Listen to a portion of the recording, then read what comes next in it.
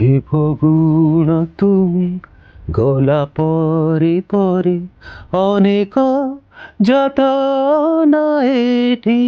ବାପା ଜଣେ ଏମିତି ଲୋକ ଥିଲେ ଯିଏକି କେବଳ ଆପଣଙ୍କର ପରିବାର ପାଇଁ ନୁହେଁ, ସାରା ଓଡ଼ିଶା ଥିଲା ତାଙ୍କ ପାଇଁ ପରିବାର ଭଳି।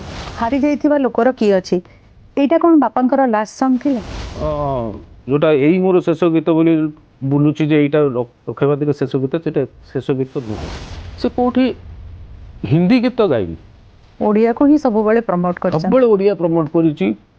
ମାନେ ଓଡ଼ିଆ ଭାଷା ଆଉ ଓଡ଼ିଆ ସଙ୍ଗୀତ ସେ ଓଡ଼ିଶା ସାରା ବୁଲେଇକି ଗାଇଛି। ଆକାଶବାଣୀର ପରିଚୟ ଦେବା ସହିତ ତାଙ୍କ ନିଜର ପରିଶ୍ରମ ଏବଂ ତାଙ୍କର ସଙ୍ଗୀତ ପ୍ରତି ଭଲ ପାଇବା ତାଙ୍କୁ ଆହୁରି ଆଗକୁ ନେଇଯାଇଛି। ସେ ତାକୁ ଗୋଟେ କଳ୍ପନା କରିବେ ଯେ ଏଇଟାକୁ ଗୋଟେ ଗୀତ କରାଯାଇପାରିବ। ରେଡ଼ିଓ ଷ୍ଟେସନରେ ବି ଭରି ରହିଛି ତାଙ୍କର ଅନେକ ଗୀତ। ତୁମେ ଆଉ ଏଇ ନିରୋଳା ନଦୀ ତୀର, ନିରୋଳା ନଦୀ ତୀର। ସେ ଘରୁ ବାହାରିବ, ରେଡ଼ିଓ ଷ୍ଟେସନରେ ପହଞ୍ଚିଲା ବେଳକୁ ସ୍ୱରଟା ଆଉ ଲିରିକ୍ସଟା କରିଦେଇଛି।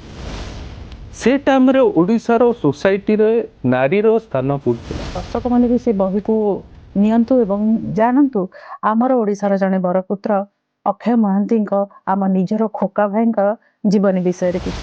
যা যা রে ভাসি ভাসি যা, নৌকা মোর ভাসি যা, যা যা রে ভাসি ভাসি যা।